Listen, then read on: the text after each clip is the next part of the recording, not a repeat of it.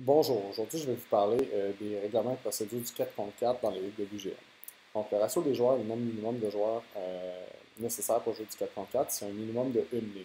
Le une ligne s'applique dépendamment des différents formats de 4 contre 4 qui vont être utilisés dans notre offre de service. Par exemple, ça se peut qu'une certaine ligue requiert un minimum de 3 hommes et une femme en tout temps sur le terrain, ou bien même 2 hommes et 2 femmes en tout temps. Pour certaines ligues également, ça se peut que ce soit l'un des deux au choix de l'offensive. Donc, tout simplement, l'équipe qui est en possession du disque va présenter son alignement sur le terrain et l'équipe adverse doit égaler ce nombre de joueurs. Donc, dans ces ligues-là, si l'équipe en possession du disque décide de présenter 2 hommes et 2 femmes sur le terrain, vous, votre équipe, doit être en mesure de présenter 2 hommes et 2 femmes sur le terrain également. Par contre, il est permis pour une femme de jouer comme un homme, mais pas pour un homme de jouer comme une femme. C'est permis. Donc, c'est une possibilité si jamais vous avez des joueurs retardataires et d'autres gens arrivent sous peu. La durée des matchs de 4 contre 4 est de 60 minutes. Donc, ceci inclut tout le décorum de début et de fin de partie. Donc, que ce soit le flip, que ce soit les focus d'équipe, que ce soit le cheer de fin de partie, tout est inclus dans 60 minutes-là. Par contre, on laisse généralement entre 5 et 15 minutes entre les parties, dépendamment des lieux de ligue. Donc, on vous invite à utiliser ce temps-là pour essayer de maximiser votre temps de jeu durant la plage horaire de 60 minutes. Par contre, dans certains cas, ce dégagement-là n'est pas possible. Donc, à ce moment-là, on vous invite à essayer de faire ça le plus rapidement possible durant vos 60 minutes de jeu pour essayer de maximiser le temps que vous avez en mesure de lancer du plastique sur le terrain. La mi-temps est à 30 minutes. Elle va être sifflée par notre employé. Il va y avoir un avertissement également à 5 minutes de la fin de la partie. Par contre, à ces 5 minutes-là, la partie ne se termine pas, ne s'arrête pas. Vous pouvez continuer à jouer. C'est simplement pour que vous sachiez que la fin de la partie approche bientôt. Ensuite de ça, la fin de la partie va être sifflée. Et contrairement au basketball, il n'y a pas de buzzer beater. Donc, dès que vous entendez le sifflet, la partie se termine. Et ça, même s'il y a déjà un lancer qui est fait, que le disque est en train de flotter, ça ne sert à rien d'essayer d'aller attraper le disque dans la zone de but. Le point ne comptera pas parce que la partie se termine vraiment au moment où vous entendez le sifflet de fin de partie.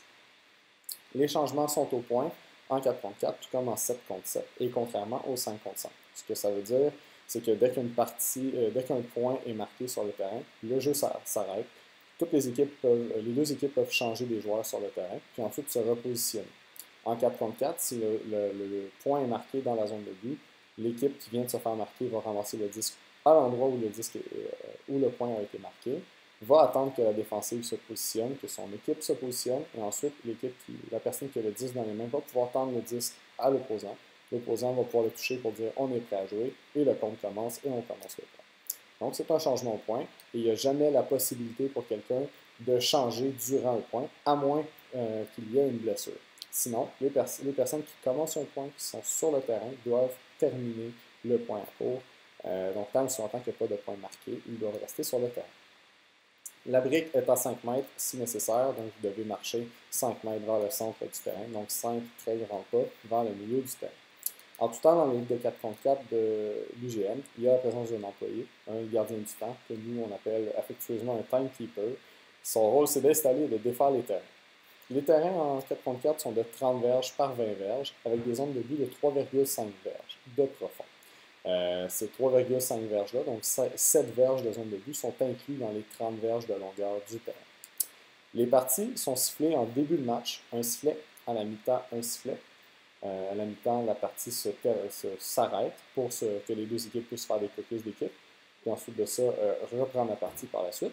Il va y avoir 2 sifflets qui vont être faits aux 5 minutes, où la partie ne s'arrête pas, simplement pour vous prévenir que la fin est imminente. Puis ensuite, 3 sifflets à la fin de la partie, et qui se termine dès le premier son du sifflet. Ensuite de ça, en cas de blessure, n'hésitez pas à aller voir nos employés ou nos timekeepers. Ceux-ci ont des papiers pour vous pour des remboursements d'assurance. Par exemple, si vous vous blessez à la cheville, votre médecin vous prescrit d'aller voir un physio, vous pourriez vous faire rembourser des frais de physio ou vous faire rembourser une panoplie d'autres frais, comme par exemple le dentiste, l'ambulance, l'achat de lunettes et tout autre service ou dépense qui pourrait vous être engagé suite à votre blessure sur le terrain. Par contre, tout ça doit être rempli en partie par un médecin et c'est absolument obligatoire que le médecin complète le tout pour que vous puissiez bénéficier de retours monétaires. Également, le timekeeper va avoir comme rôle de vous transmettre des messages potentiellement. Donc, n'hésitez pas à bien écouter ce que le timekeeper va vous mentionner. Et si jamais vous avez des questions, n'hésitez pas à écrire à la permanence de l'UGM. Donc voilà, ça résume grosso modo les particularités du 4.4 dans les ligues de l'UGM. Merci et n'hésitez pas à écouter nos prochaines vidéos plus bas. Merci, bonne journée.